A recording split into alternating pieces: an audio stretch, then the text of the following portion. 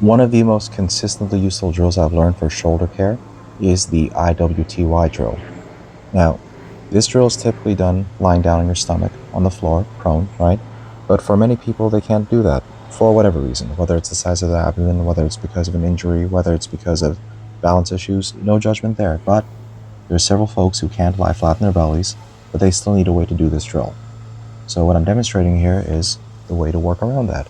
You simply sit down instead, right? If you can get into a seated good morning position to some degree, you can then take the pressure off your abdomen, and then you can practice your drills the way you need to. Another thing you might notice is that I'm doing this one-armed, right? One of the things that might happen as you take this bottom position is you might not have the strength to sit here that comfortably, in which case you can take your untrained arm and perch it onto your thigh to give you some support. Alternatively, you might just want to do this one-armed for the sake of it because it just increases the load on your thoracic spine, which might be beneficial. But the point is, you can still do the IWTY training as long as you clear the abdomen by simply elevating your butt.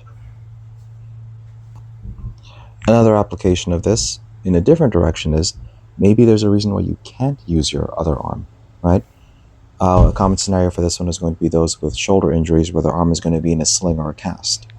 We know that for those who spend a lot of time in a sling or cast, one of the big issues that's going to make recovery hard is the shoulder stiffness that comes after the gear is gone, right? And one of the most useful things you can do to minimize that stiffness is actually train the uninjured side, right? If your left arm is going to be in a sling for several weeks and you're concerned with becoming stiff, you can actually protect your left arm by training your right.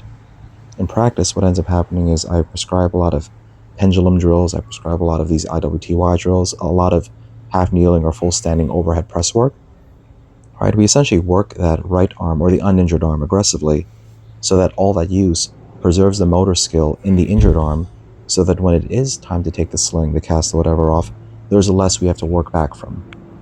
That means that you can get back to activity sooner. That means less pain during the rehab process in a formal sense. It means that you're one step closer to getting back to the you were pre-injury, which I can imagine is quite valuable.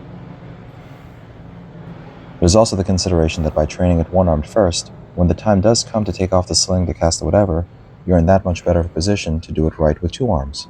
So there you go.